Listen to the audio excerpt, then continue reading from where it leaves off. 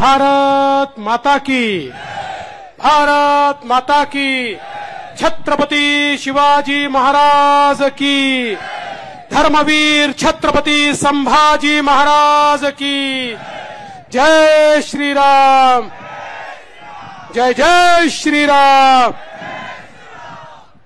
मंचावर उपस्थित आपल्या सर्वांचे लाडके नेते गिरीश महाजनजी, आपल्या जळगाव जिल्ह्याची मुलुक मैदान तोप गुलाबराव पाटीलजी, आमचे सहकारी अनिल पाटीलजी, आपल्या रावेरच्या उमेदवार रक्षाताई खडसे, आपल्या जळगावच्या उमेदवार स्मिताताई वाघ, आमदार राजूमामा भोळे, संजयजी सावकारे, मंगेशजी चव्हाण, चिमणाबा पाटील, किशोरभाऊ पाटील, चेनूभाऊ संचेती, डॉक्टर उल्हास पाटील, विजयभाऊ चौधरी, दिलीप वाघ, एटीनाना पाटील, शिरीषदादा चौधरी, राजेंद्र फडके, जयप्रकाश बाविस्कर, अमोल जावळे, नंदू महाजन, ज्ञानेश्वर जळकेकर, संजय गरुड, निलेश पाटील, प्रदीप लोढा, संजय पवार, रमेश मकासरे, राजू सूर्यवंशी, आनंद खरात, समाधान महाजन, वासुदेव पाटील, संगीताताई गवळी, उज्ज्वलाताई बेंडाळे, उमेश नेमाडे, सचिन देशमुख, राधेश्याम चौधरी, मंचावर उपस्थित सर्व मान्यवर, कोणाचं नाव सुटलं असेल तर नाव लिहिणाऱ्याची चूक आहे, माझी चूक नाही आहे, त्यामुळे सर्वांची क्षमा मागतो। आणि या ठिकाणी उपस्थित माझ्या भगिनी आणि बंधूंनो, कडाक्याच्या उन्हामध्ये 5 तास सातत्याने तुम्ही या ठिकाणी आपल्या महायुतीला समर्थन देण्याकरता उपस्थित आहात। माझ्या मनात कुठलीही शंका नाही, या दोन्ही आमच्या भगिनी रेकॉर्ड मतांनी निवडून येणार आहे। खरं म्हणजे आमच्या विरोधकांना असं वाटतं की ग्रामपंचायतची निवडणूक चालली आहे, त्यांना कल्पनाच नाहीये, त्यांचा विचार करण्याची स्थिती, शब्द चांगला नाही पण त्यांची अवकातच तेवढी आहे, त्यामुळे ग्रामपंचायतच्या निवडणुकीसारखं ते बोलतात। मी त्यांना सांगू इच्छितो आणि तुम्ही पण लक्षात घ्या, ही ग्रामपंचायतची निवडणूक नाही, ही जिल्हा परिषदेची निवडणूक नाही, महानगरपालिकेची नगरपालिकेची निवडणूक नाही, ही विधानसभेची निवडणूक नाही, देशाचा नेता कोण असेल हे निवडण्याची ही निवडणूक आहे। पुढचे 5 वर्ष हा देश कोणाच्या हातात द्यायचा, कोणाच्या हातात तो विकसित होईल, कोणाच्या हातात तो सुरक्षित असेल, याचा फैसला करणारी ही निवडणूक आहे। आणि बंधू भगिनींनो, या निवडणुकीमध्ये देशामध्ये 2च पर्याय आहेत। एक पर्याय विश्वगौरव विकास पुरुष माननीय नरेंद्र मोदीजी आणि मोदीजींच्या सोबत आपली महायुती, आमची शिवसेना, राष्ट्रवादी काँग्रेस, मनसे, रिपाई, पिरिपा, रासपा, रयत क्रांती, जनसुराज्य अशी एक फार मोठी आपली महायुती आहे। आणि दुसरीकडे कोण आहे? राहुल गांधी। आणि राहुल गांधींच्या नेतृत्वात 26 पक्षांची खिचडी, 26 पक्षांची खिचडी आहे। बंधू भगिनींनो, आपली युती कशी आहे? आपल्या युतीचं इंजिन आहेत मोदीजी, पॉवरफुल इंजिन आहे, पॉवरफुल।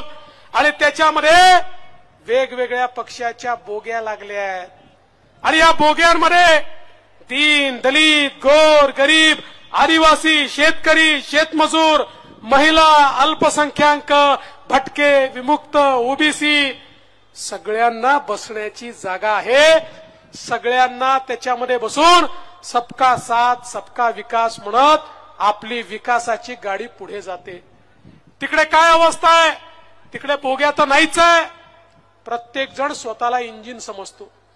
राहुल गांधी म्हणतो मी इंजिन आहे, शरद पवार म्हणतात तू नाही मी इंजिन आहे, उद्धव ठाकरे म्हणतात तू नाही मी इंजिन आहे, तो स्टॅलिन म्हणतो मी इंजिन आहे, ममता बॅनर्जी म्हणते मी इंजिन आहे, लालू प्रसाद म्हणतो मी इंजिन आहे, मुलायमचा पोरगा म्हणतो मी इंजिन आहे। तिथे इंजिनच आहे, तिथे बोगी नाहीच आहे।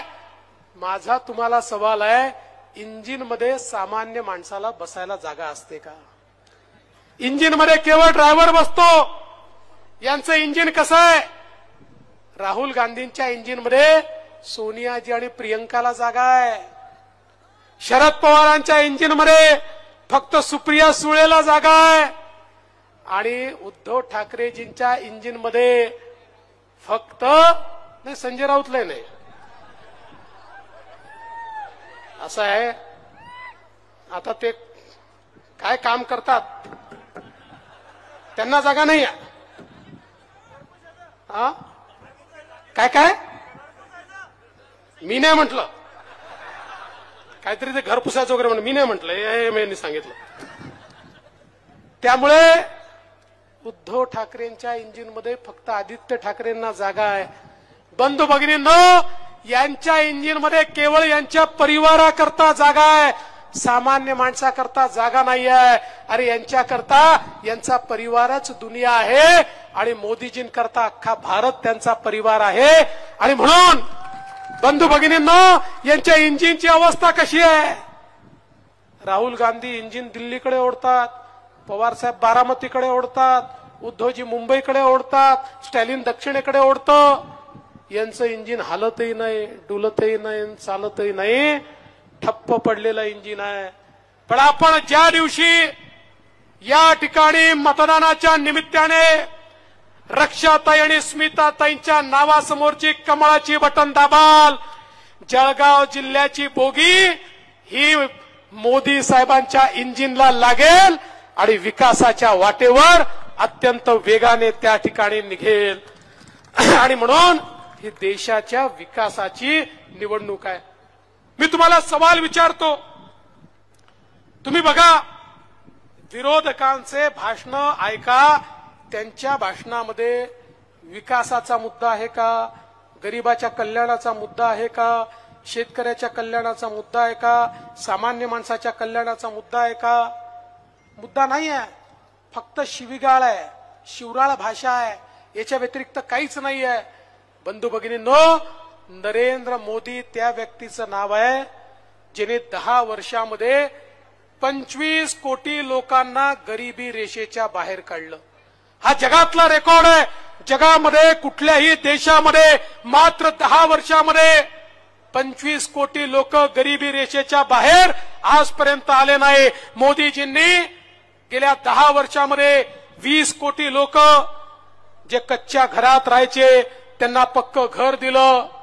50 कोटी लोक ज्यांच्या घरामध्ये गॅस नव्हता, आया बहिणी चुलीवर स्वयंपाक करायच्या, त्यांना गॅस दिला. 55 कोटी लोक ज्यांच्या घरामध्ये शौचालय नव्हतं, त्यांना शौचालय दिलं. 60 कोटी लोक ज्यांच्या घरामध्ये शुद्ध पिण्याचं पाणी नव्हतं, ज्यांच्या घरच्या आया बहिणींना हंडा घेऊन विहिरीवर जावं लागायचं, नाहीतर त्या ठिकाणी कुठेतरी नदीवर जावं लागायचं, त्यांच्या घरी स्वच्छ पिण्याचं पाणी पोहोचलं. आपल्या महाराष्ट्रामध्ये आमच्या गुलाब भाऊंकडे जबाबदारी होती. आपल्या महाराष्ट्रामध्ये देखील घरोघरी पाणी पोहोचलं. बंधू भगिनींनो, 55 कोटी लोकांना मोदीजींनी आयुष्यमान भारतच्या अंतर्गत त्या ठिकाणी मोफत इलाज दिला. 60 कोटी लोकांना, तरुणांना मुद्राच्या अंतर्गत लोन दिलं. 10 लाखापर्यंतचं लोन मिळालं. तारण नाही, गॅरंटर नाही. आणि सांगताना आनंद वाटतो, या 60 कोटीमध्ये 31 कोटी आमच्या आया बहिणी आहेत की ज्यांना ते लोन मिळालं आणि त्या आपल्या पायावर या ठिकाणी उभ्या राहिल्या. या देशामध्ये 80 लाख बचत गट तयार झाली आणि त्याला 8 लाख कोटी रुपये मोदीजींनी दिले. आज आमच्या आया बहिणी पायावर उभ्या राहत आहेत. आणि आता मोदीजींनी सांगितलं, एकीकडे मुद्राचं लोन 10 लाखावरनं 20 लाख होईल आणि आमच्या महिला बचत गटांना ज्या वस्तू त्या तयार करतात त्या वस्तूंकरता एअरपोर्ट असेल, रेल्वे स्टेशन असेल, बस स्टेशन असेल, सर्व ठिकाणी त्यांच्याकरता जागा आरक्षित ठेवली जाईल आणि त्यांच्या वस्तूंची विक्री होईल. मोदीजी म्हणतात, जेव्हा एक पुरुष आपल्या पायावर उभा राहतो तर केवळ पुरुष पायावर उभा राहतो, पण जेव्हा महिला पायावर उभी राहते पूर्ण परिवार पायावर उभा राहतो. आणि म्हणून महिलांच्या सक्षमीकरणाकरता आज मोदीजींनी प्रयत्न सुरू केले. आपण पाहू शकतो आमच्या शेतकऱ्यांना त्या ठिकाणी किसान सन्मान निधी दिला। बंधू भगिनींनो, या ठिकाणी मोठ्या प्रमाणात 6,000 रुपये त्यांनी दिले, 6,000 रुपये आपण दिले। पण एवढंच नाही तर या वर्षी आपल्याला कल्पना आहे, जगामध्ये युद्ध सुरू झालं, रशिया आणि युक्रेनचं युद्ध, अखाती देशाचं युद्ध सुरू झालं आणि या युद्धामुळे जगामध्ये शेतमालाचे भाव पडले। आपल्या इकडे सोयाबीनचे भाव, कापसाचे भाव कमी झाले। या ठिकाणी आम्ही मोदीजींना विनंती केली, त्यांचा आशीर्वाद घेतला, चर्चा केली आणि आमच्या एकनाथरावजी शिंदे यांच्या नेतृत्वामध्ये अजितदादांनी आम्ही त्या ठिकाणी निर्णय केला। आमचे सगळे मंत्री सोबत होते की आपल्या शेतकऱ्याला वाऱ्यावर सोडता येणार नाही आणि म्हणून भाव कमी झाले असले तर भावांतर योजना लागू करू। 4,000 कोटी रुपये कापसाच्या शेतकऱ्याला आणि सोयाबीनच्या शेतकऱ्याला देण्याचा निर्णय आपल्या सरकारने केला आणि या ठिकाणी आचारसंहिता चालली आहे। आचारसंहिता संपल्यानंतर भावांतर योजनेचे पैसे शेतकऱ्यांच्या खात्यामध्ये जातील। कापसाचा शेतकरी आणि सोयाबीनचा शेतकरी त्याच्या पाठीशी मोदी सरकार आणि आपलं सरकार उभं आहे। आज या महाराष्ट्रामध्ये मोठ्या प्रमाणात मोदीजींच्या माध्यमातून आपल्या वेगवेगळ्या सिंचनाच्या योजनांना त्या ठिकाणी फायदा मिळाला। आपली निम्न तापीची योजना जी अतिशय महत्वाची योजना आहे, ज्या योजनेमुळे आपला जिल्हा सुजलाम सुफलाम होणार आहे, 4,800 कोटीच्या योजनेला आम्ही मान्यता दिली, केंद्र सरकारकडे पाठवली। रेकॉर्ड वेळेमध्ये केंद्र सरकारने त्याला क्लिअरन्स दिला आणि आता लवकरच त्याचे टेंडर काढून निम्न तापीची योजना देखील आम्ही या ठिकाणी पूर्ण करणार आहोत आणि या जिल्ह्याला सुजलाम सुफलाम करणार आहोत। बंधू भगिनींनो, आमचे गिरीश भाऊ असताना मोठ्या प्रमाणात सिंचनाच्या योजना आपण घेतल्या। आता पुन्हा आपल्या सरकारमध्ये मोदीजींच्या आशीर्वादानं आपल्या महाराष्ट्राला 26,000 कोटी रुपये सिंचनाकरता मिळाले आहेत आणि शेतकऱ्यांच्या शेतीपर्यंत पाणी पोहोचवण्याचं काम हे मोदीजींच्या माध्यमातून आणि आपले मुख्यमंत्री एकनाथराव शिंदेजींच्या माध्यमातून या ठिकाणी आपण करतोय। एकीकडे सर्वसामान्य माणसाचं काम करत असताना मोदीजींनी या देशाची अर्थव्यवस्था मजबूत केली। आपण बघितलं असेल 2013 साली जगातली सगळ्यात मोठी इंटरनॅशनल मॉनिटरी फंड असं म्हणायचं, जगातले 5 देश पुढच्या 2 वर्षात दिवाळखोर होतील आणि त्या 5 देशामध्ये ते भारताचं नाव सांगायचे।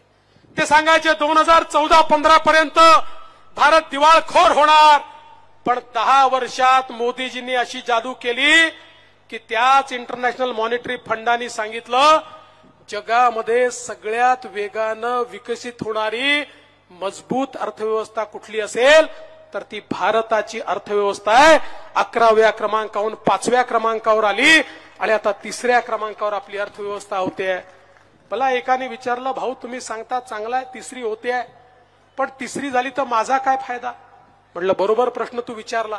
अर्थव्यवस्था मोठी होते म्हणजे काय होतं? अर्थव्यवस्था विस्तारित होते म्हणजे काय होतं?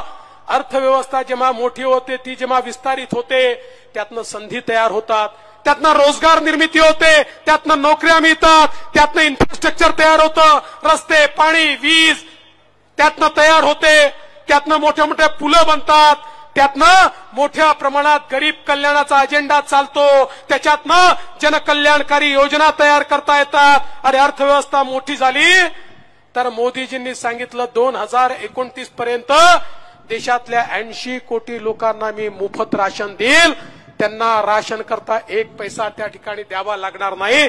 अर्थव्यवस्था मोठी होते तर गरीबाचं कल्याण होतं, शेतकऱ्याचं कल्याण होतं, शेतमजुराचं कल्याण होतं। आज मोदीजींनी आमचा जो 12 बलुतेदार आहे, हा 12 बलुतेदार याचा विचार कधी कोणी केला नव्हता। पारंपरिक व्यवसाय करत गावगाड्यामध्ये ज्यांनी खऱ्या अर्थानं अर्थकारण सांभाळलं, त्या 12 बलुतेदाराचा पहिल्यांदा विचार कोणी केला असेल तर मोदीजींनी केला आणि त्या ठिकाणी विश्वकर्मासारखी योजना आणून 14,000 कोटी रुपये देऊन आमच्या पारंपरिक व्यवसायाला आधुनिकता आली पाहिजे, ट्रेनिंग झालं पाहिजे, पैसा मिळाला पाहिजे, त्यांच्या पुढच्या पिढ्यांचं कल्याण झालं पाहिजे, हा प्रयत्न मोदीजींनी चालू केला। आमच्या अनुसूचित जातीच्या लोकांकरता स्टँड अपची योजना आणली आणि त्या योजनेच्या अंतर्गत बंधू भगिनींनो, मोदीजींनी सांगितलं प्रत्येक बँकेच्या प्रत्येक ब्रँचला अनुसूचित जातीच्या तरुणांना लोन द्यावंच लागेल. देशभरामध्ये लाखो अनुसूचित जातीचे तरुण हे आज उद्योजक झालेले आपल्याला पाहायला मिळत आहेत. आमच्या आदिवासी समाजाकरता 24,000 कोटी रुपयाची योजना मोदीजींनी आणली.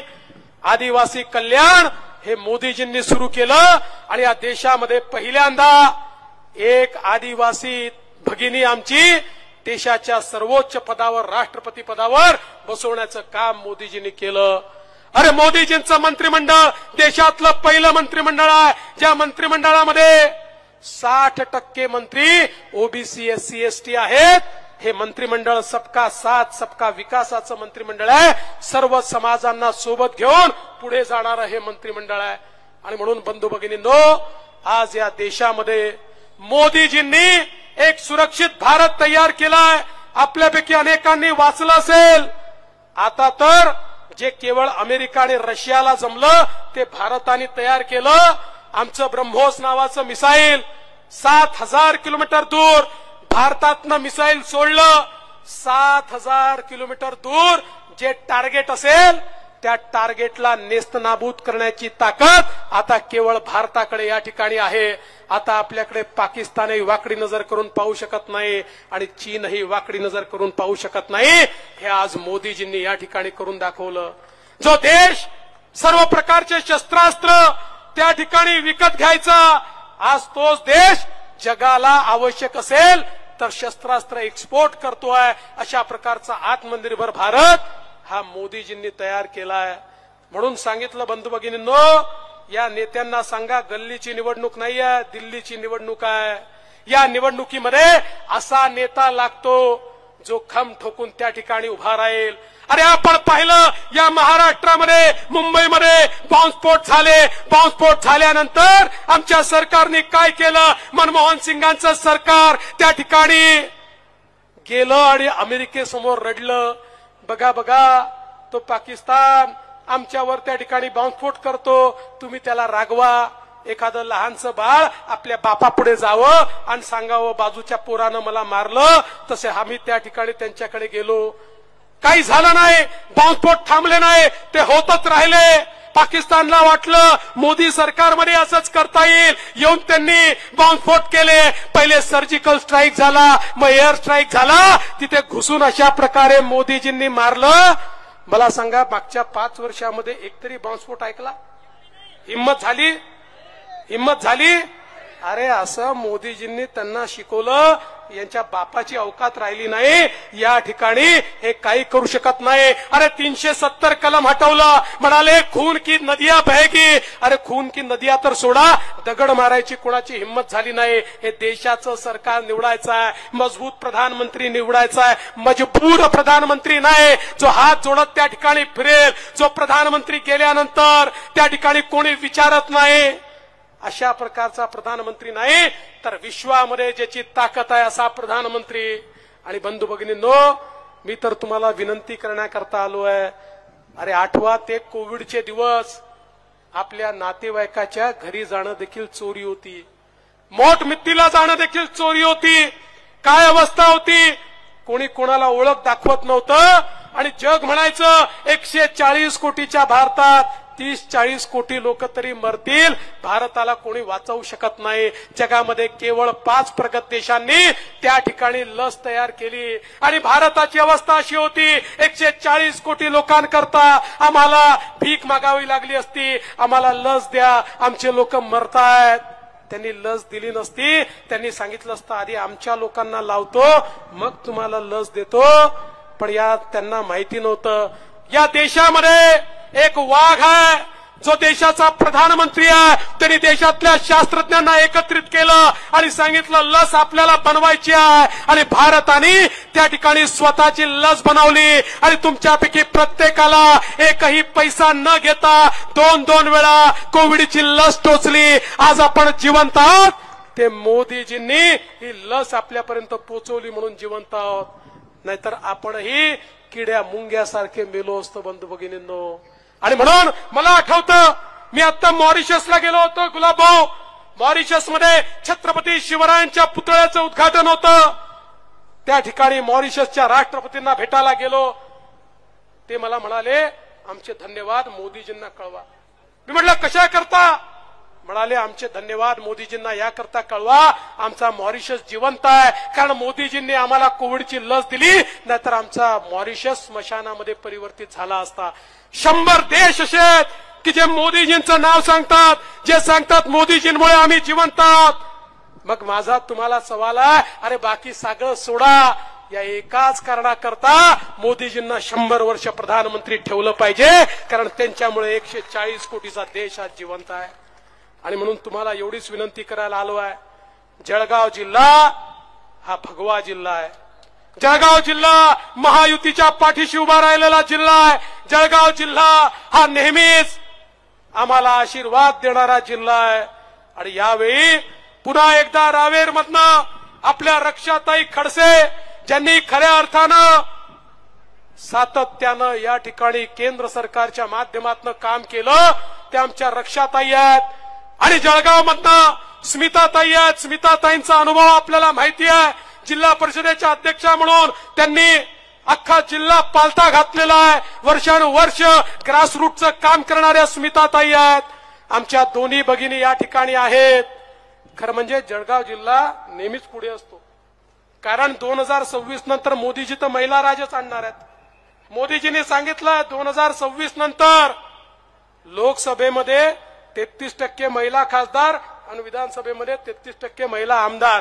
तुम्ही पहिलेच तयारी करून टाकली आणि आमच्या दोन्ही महिला खासदारांना आता तुम्ही निवडून देणार आहात. आणि म्हणून 13 तारखेला जेव्हा तुम्ही कमळाची बटन दाबाल, मत केवळ या दोघींना मिळणार नाही, मत थेट मोदीजींना मिळेल.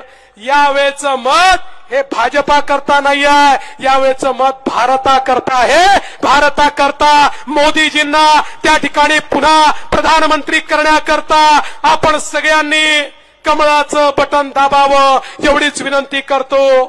आणि माझं बोलणं संपवता संपवता एक गोष्ट अजून सांगून जातो. गुलाब भाऊ, आता हे पोपट तयार झाले आहेत आणि हे पोपट आता सांगतात यांचे 400 पार आले तर संविधान बदलून टाकतील. खरं म्हणजे नरेंद्र मोदी त्या व्यक्तीचं नाव आहे ज्या व्यक्तीने सांगितलं, अरे बाबासाहेब आंबेडकरांचं संविधान होतं म्हणून चहा विकणारा पोऱ्या देशाचा प्रधानमंत्री बनलाय. नरेंद्र मोदीजींनी सांगितलं मला गीता बायबल कुराण पेक्षा देखील राज्य कारभार चालवण्याकरता माझं संविधान महत्वाचं आहे. अरे नरेंद्र मोदीजींनी सांगितलं जोपर्यंत चंद्र आणि सूर्य आहे तोपर्यंत भारताच्या संविधानाला कोणी हात लावू शकत नाही. या पोपटांना सांगा आणि त्यांना सवाल विचारा, अरे इतके वर्ष तुमचं सरकार होतं, तुम्ही जम्मू काश्मीरमध्ये भारताचं संविधान का लागू केलं नाही? त्यांना सवाल विचारा. इंदिरा गांधींनी 1975 मध्ये 2 वर्षाकरता भारताचं संविधान कुलूपबंद केलं होतं, त्याचा जबाब तुम्ही कधी देणार आहात? आणि त्यांना विचारा की तुमचं गोव्यामधले दक्षिण गोव्याचे उमेदवार त्या ठिकाणी म्हणतात की भारताचं संविधान गोव्यात लागू करू नका, त्याचं तुम्ही उत्तर कधी देणार? या पोपटांना त्यांची जागा दाखवून देण्याकरता भारतरत्न डॉक्टर बाबासाहेब आंबेडकरांनी आता एक चमत्कार केलाय. पूर्वी राणीच्या पोटातून राजा पैदा व्हायचा. डॉक्टर बाबासाहेब आंबेडकरांनी सांगितलं राणीच्या पोटातून राजा पैदा होणार नाही, मताच्या पेटीतून राजा पैदा होईल. मताच्या पेटीचा अधिकार तुमचा आहे. कमळाचं बटन दाबा आणि गरीबाचं पोर पुन्हा एकदा त्या ठिकाणी प्रधानमंत्री म्हणून बसवा एवढीच विनंती करतो आणि माझं बोलणं संपवतो. जय हिंद, जय महाराष्ट्र, जय भारत, जय श्रीराम. एबीपी माझा, उघडा डोळे बघा नीट.